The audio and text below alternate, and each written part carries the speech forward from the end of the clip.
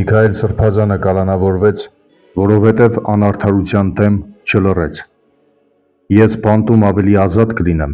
քան ոմանք իրական կյանքում։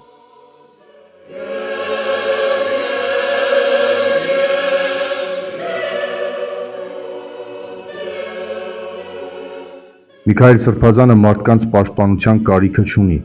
նրա պաշտպանն Աստված է։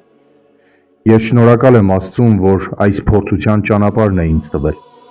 Դատարանի կողմից կալանավորման որոշումից հետո հայտարարեց Միքայել arczepiskopos Աջապահյանը։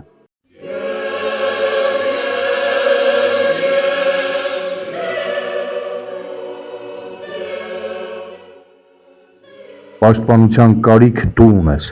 Դու պետք է վերականգնես արդարությունը, որպեսզի սրբապիղծ խոզերը ոտնատակ չտան քո սրբությունները։ Դու պետք է պայքարես հանուն արդարության վերականգնման։